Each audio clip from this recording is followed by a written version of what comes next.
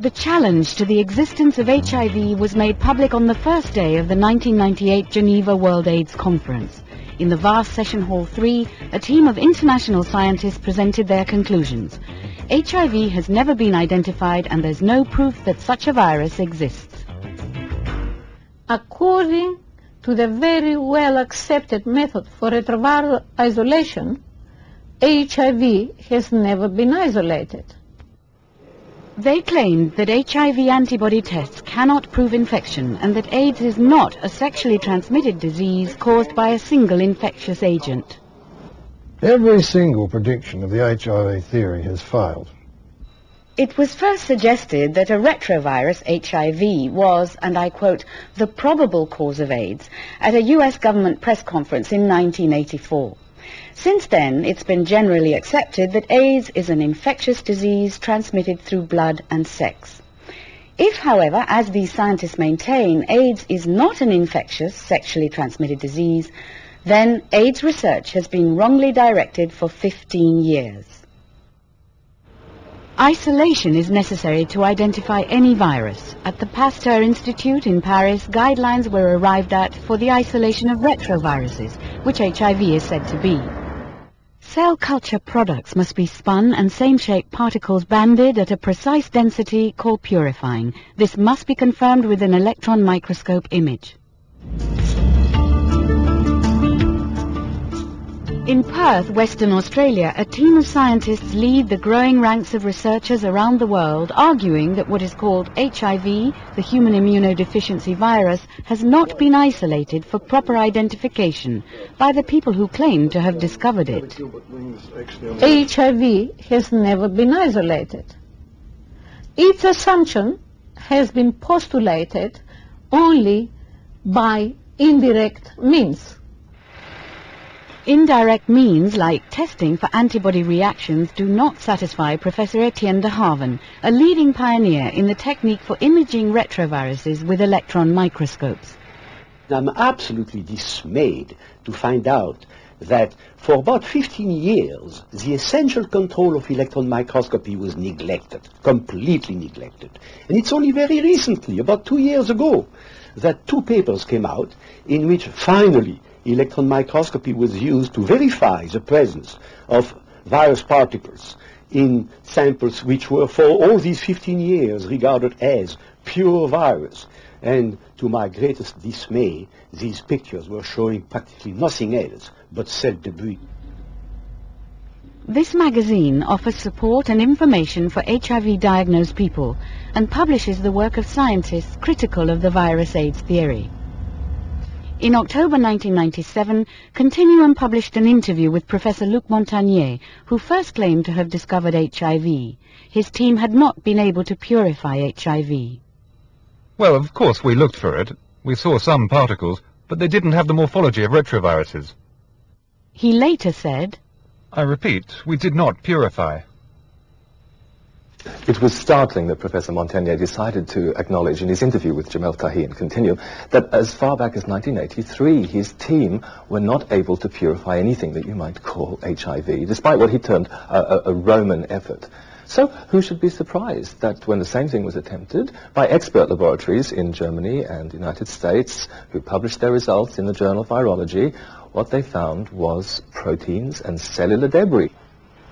If there is such a thing as an AIDS-causing retrovirus, then its unique body part, that is its proteins, should only be found in HIV-positive individuals and individuals who have AIDS. But this is not the case. All the principal HIV proteins have been found in all manner of cells from healthy human beings who are HIV negative. so can these commonly occurring protein markers ever prove the presence of HIV? There is no way to test for HIV. This is because all the tests are based on indirect markers, none of which has been validated by proving that the markers are positive only when the virus is present. The only type of test routinely used in England and Wales is called an ELISA antibody test. It reacts if a person's blood has enough antibodies that bind with a set of test kit proteins, proteins still marketed as belonging only to HIV. If it reacts, the color density changes. These changes are a matter of degree, high or low, not yes or no. Peter Nichols is a 25-year-old gay man. He volunteered to take part in a research project coordinated for Channel 4. His blood was tested on 3 HIV test kits commonly used by laboratories. The blood samples were run through the kits twice by London University Medical School under different code numbers. Each time Peter's blood tested positive. But several weeks later, Peter tested negative at St Mary's Hospital, West London, and again negative at the Royal Free in North London. How did he feel about these conflicting results? Confused in a way, obviously glad that now, having received 2 sets of negative results, I'm obviously fairly confident that I'm HIV negative now. But confused as to why I would receive a positive result in the first place from the experiment that we did. And how many other false positive results are there floating around that people don't know about? It seems Peter had sufficient concentration of antibodies to turn some of the tests positive. But does this mean he has a deadly virus? There are already 62 known conditions which can lead to a positive result on an HIV test. These include flu and flu vaccines, arthritis, hepatitis B vaccine, lupus, candidiasis, malaria, TB, and leprosy. What is called AIDS is made up of 29 diseases, all of which existed long before the AIDS eras.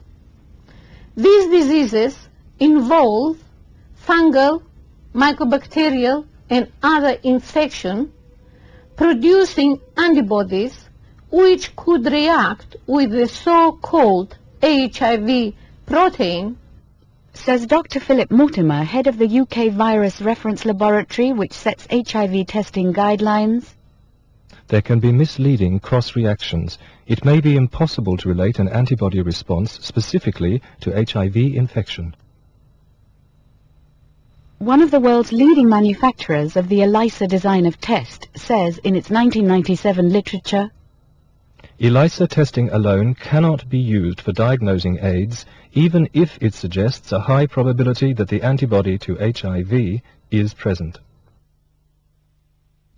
Most people who test positive remain well. Indeed, antibodies are usually a sign of protection against illness. So what is causing what is described as AIDS? Well, for 15 years, AIDS has been linked with certain risks, like intravenous drug use, long-term recreational drug use, multiple sexual partners, malnutrition, and certain clinical risks involving the transfusion of blood products. When the body is at risk, a process called oxidative stress can escalate. Cells struggle for energy, and the immune system can be seriously weakened. People who suffer from the illnesses grouped as AIDS show severe oxidative stress. The oxidative stress theory has remained true to all its predictions. For example, HIV/AIDS patients are known to be oxidized. The degree of oxidation determines the rate of progression to AIDS, and antioxidants are able to curb this progression. There is a most urgent need to redirect research funding. Funds should go to laboratories working on other ideas totally independent from HIV and no longer restricted to laboratories working on a hypothesis which has never been proven. I suppose an analysis of what's going on shows the massive power of vested interest, but the change is happening. The change has got to happen. If there's no evidence of a virus, we can't go on living in this make-believe world.